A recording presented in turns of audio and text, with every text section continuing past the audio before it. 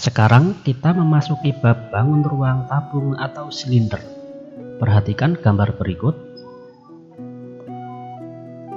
Tabung adalah prisma segi N dengan N tak hingga.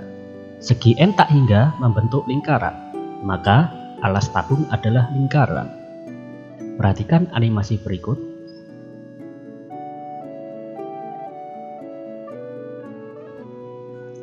Nah, inilah unsur-unsur bangun ruang tabung. Bidang alas dan tutup merupakan lingkaran yang sama luas. Sedangkan tinggi tabung merupakan jarak dari tutup ke alas tabung. Selimut tabung adalah bidang sisi yang menyelimuti tabung. Sekarang perhatikan penjelasan berikut ini. Sebelum mengetahui volume tabung, yang perlu diperhatikan pada gambar tabung yaitu letak R radius atau jari-jari, letak T atau tinggi. Volume tabung didapat dari luas alas kali tinggi. Ingatkan letak tinggi. Nah, bagaimana luas alas? Perhatikan gambar tabung berikut. Lihatlah daerah yang berwarna. Daerah yang berwarna adalah alas tabung. Alas tabung berbentuk lingkaran. Jadi, luas alas sama dengan luas lingkaran, yaitu πr². Oleh karena itu, rumusnya volume tabung sama dengan πr² dikali tinggi. Selanjutnya, luas permukaan tabung.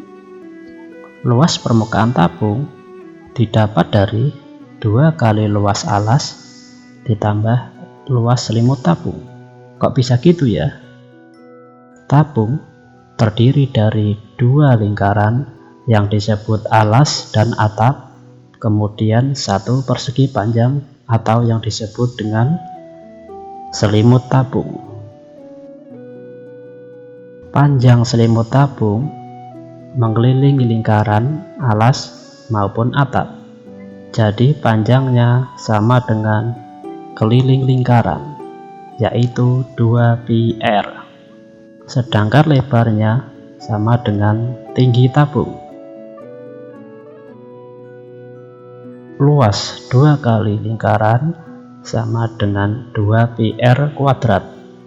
Lalu luas selimut tabung sama dengan luas persegi panjang, yaitu panjang kali lebar. Jadi luas selimut tabung sama dengan panjangnya 2πr dikali lebarnya tinggi. Jadi 2πr dikali tinggi. Nah, untuk memudahkan untuk menghitung, luas permukaan tabung sama dengan 2πr dikali dalam kurung R ditambah T tutup kurung. Sekali lagi, luas permukaan tabung sama dengan 2πr dikali dalam kurung R ditambah T. Baik, sekarang kita lanjut ke pembahasan contoh. Suatu tabung mempunyai jari-jari 7 cm dan tingginya 4 cm. Berapakah volume dan luas permukaan tabung tersebut? Nah, anak-anak, untuk jari-jari kelipatan 7, pakailah pi atau konstantanya 22/7. Sedangkan untuk yang bukan kelipatan 7, pi-nya pakai 3,14. Baik, sekarang kita bahas, kita rinci. Jari-jarinya ada 7 cm, sedangkan tingginya ada 4 cm. Langsung saja kita kembalikan ke rumus volume. V sama dengan πr² dikali T. Sekarang kita masukkan angka-angka yang sudah diketahui. Karena di sini jari-jarinya kelipatan 7, pakai pi 22/7. Ini jari-jari kuadrat ya. Ini bisa dituliskan 7 dikali 7. Kemudian yang ini bisa kita sederhanakan, kita coret ya.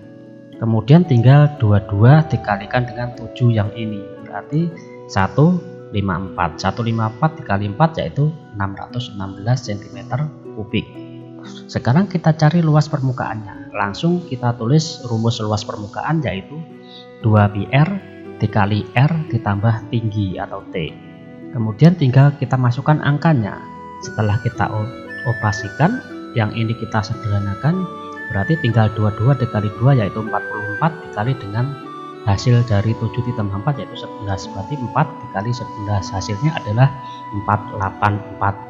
Jadi volume tabung tersebut adalah 616 cm kubik, sedangkan luas permukaannya yaitu 484 cm persegi. Baik, kita lanjut ke contoh berikutnya, yaitu tabung mempunyai tinggi 4 cm, sedangkan volumenya yaitu 616 cm kubik. Yang ditanyakan berapakah jari-jari tabung tersebut?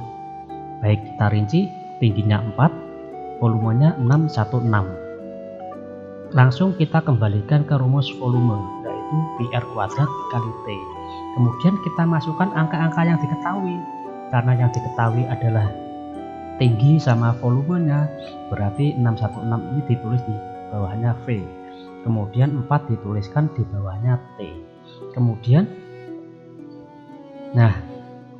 Kemudian kita tujuannya mencari R kuadrat. Berarti pi-nya ini 22/7 kita pindahkan ke ruas yang kiri.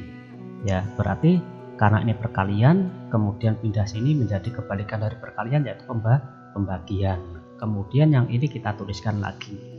Masih ingat operasi pembagian pecahan? Baik, yang ini kita balik ya, yang bawah.